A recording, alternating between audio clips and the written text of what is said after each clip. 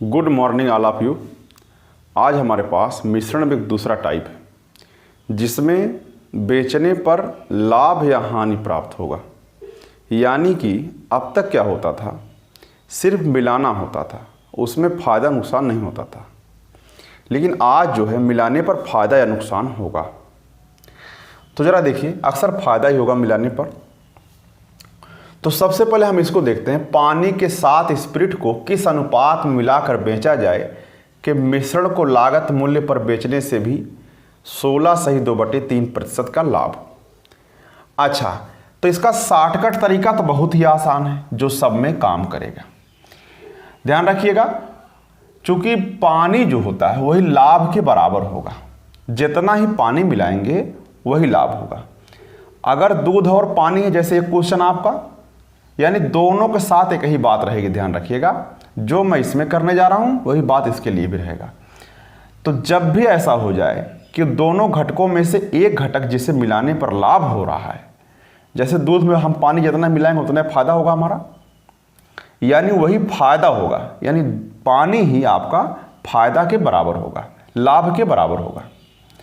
अच्छा, तब क्या करेंगे, तो किस अनुपात में मिलाया जाए, तो ध्यान रखिएगा, यानी 16/2/3% का लाभ हुआ है, यही पानी के ही बराबर है। यानी कि जो लाभ है वो इक्वल टू ये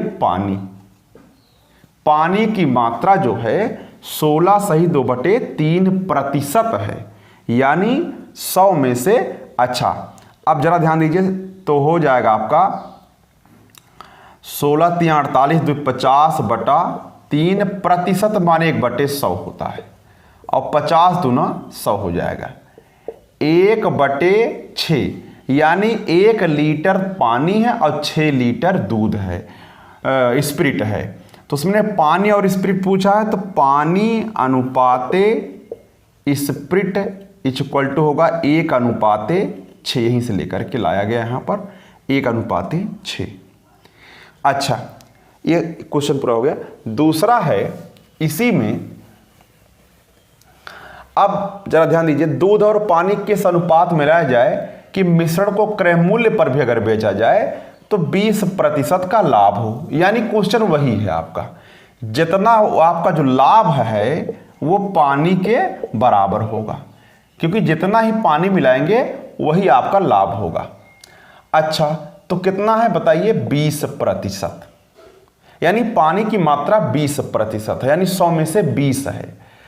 तो आप कह सकते हैं कि दूध अनुपाते पानी बराबर होगा 20%, यानी 20/100, यानी पानी 20 लीटर है, यानी 20 से कम 20, 20 × 5 = 100, 1/5 कर सकते हैं। यानी पानी अगर 1 लीटर है तो दूध उसमें 5 लीटर है। इस प्रकार से अनुपात आपको मिल गया है। आगे देखिए,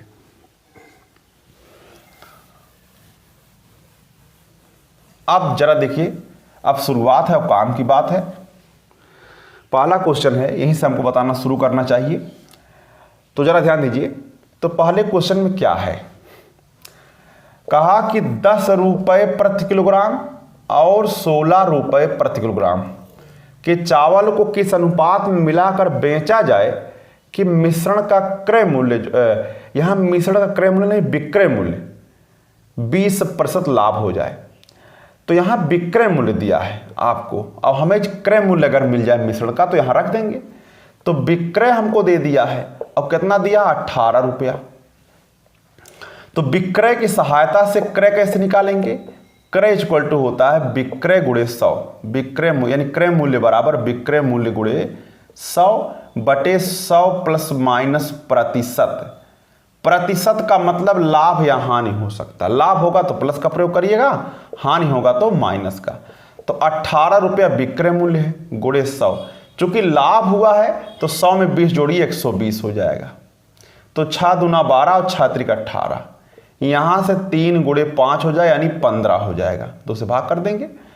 तो अब ये 15 रुपया प्रति किलोग्राम जो है ये आपका मिश्रण का क्रय मूल्य है, जो ला करके यहां रखना होता है। ला करके रखिए 15। अब हम डिफरेंस ले सकते हैं, ठीक है ना, 1/5 हो जाएगा। यानी 1:5 के अनुपात में अगर मिलाया जाए और मिलाने के बाद अगर हम मिलाने के बाद 15 रुपए में ही बेचेंगे तो हमारा नुकसान नहीं होगा, न फायदा होगा। लेकिन अगर हम उसे 18 रुपए में बेचेंगे तो हमारा 20% का लाभ होना प्रारंभ हो जाएगा। आगे देखिए। अच्छा, अगला है, इसमें दूसरा क्वेश्चन है। 2 चायों को 5:3 के अनुपात में मिलाया गया है। 2 चाय है, पहली चाय है ये दूसरी चाय है। मान लीजिए 5 किलोग्राम पहली है और 3 किलोग्राम दूसरी है, ठीक है ना। अच्छा, तो उनकी लागत क्या क्या दिया है? 240 रुपया पहले वाले की लागत है, 300 रुपया दूसरे वाले की लागत है। लेकिन मिश्रण अगर आप देखेंगे तो वो 8 किलोग्राम हो जाएगा और उसका दाम 315 रुपया कह दिया गया है। चलिए, अरे भाई 5 और 3 8 नहीं हो जाएगा मिश्रण। चलिए, तो क्रय मूल्य पहले निकालते हैं, खरीदा कितने में। तो 5 किलोग्राम पहले प्रकार की चाय खरीदा जिसका मूल्य 240 रुपया प्रति किलोग्राम है, और 3 किलोग्राम दूसरे वाली प्रकार की चाय खरीदा जिसका मूल्य 300 रुपया प्रति किलोग्राम। तो 24 पंजे 120 यानी 1200 रुपया प्लस 900 रुपया, यानी हो जाएगा 2100 रुपया में खरीदा है। लेकिन जब बेचने पहुंचा तो उसने क्या किया, पूरा इकट्ठे 8 किलोग्राम 315 रुपये में बेच दिया। 5 8 पंजे 40 हुआ, 8 एकम 8 4 12 के 2 और 8 तिरिक 24 1 25 हो जाएगा, ठीक है ना। अच्छा, खरीदा 21 रुपया में और बेचा 2520 रुपया में, तो लाभ कितना होगा? अगर हम लाभ की बात करें तो 2520 में से 2100 घटा दीजिए, लाभ मिल जाएगा, यानी 420 हो जाएगा। 420 रुपया लाभ होगा। अच्छा, लेकिन प्रतिशत लाभ क्या होगा? प्रतिशत लाभ बराबर होता है लाभ गुणे 100, यानी 420 गुणे 100 बटा, ध्यान रखिए प्रतिशत लाभ यहाँ नहीं, हमेशा क्रय मूल्य पर गिने जाते हैं, तो वो क्रय मूल्य लिखा जाएगा यहाँ पर, ठीक है ना। 21 दूना 42 यानी 20% का लाभ होगा। इस तरीके से आप लोग काम कर सकते हैं। अच्छा, अगला क्वेश्चन है और लास्ट क्वेश्चन भी है, तीसरा क्वेश्चन है। सौरभ ने 3 किलोग्राम चावल 10 रुपया, 30 किलोग्राम चावल 10 रुपया वाला खरीदा और 35 किलोग्राम चावल 11 रुपया वाला खरीदा। इसे क्रय मूल्य कहेंगे। क्रय मीन्स होता खरीदना। तो 300 रुपये में खरीदा, 11 × 5 = 55 और 11 × 3 = 33 और 5 × 38, यानी हो गया 685 रुपया में खरीदा।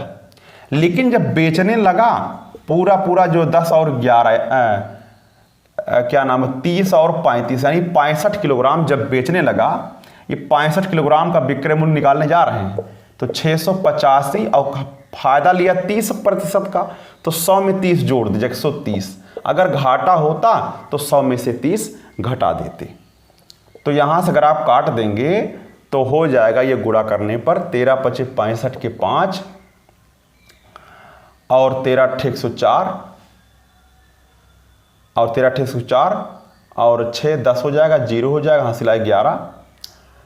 तो यहाँ से आपको अच्छा हासिल 11 और 10 से भाग कर दशमलव यहाँ आ जाएगा, हासिल 11, 13 × 6 = 78 और 1 79 और 10 89, यानी कि 890 रुपये में विक्रय मूल्य है 65 किलोग्राम का। तो 1 किलोग्राम का क्या होगा? 1 किलोग्राम का विक्रय मूल्य क्या होगा? तो 890.5 में हम 65 से डिवाइड कर देंगे, 30 और 35 यानी 65 डिवाइड करेंगे तो लगभग आएगा 13.7 रुपया प्रति किलोग्राम।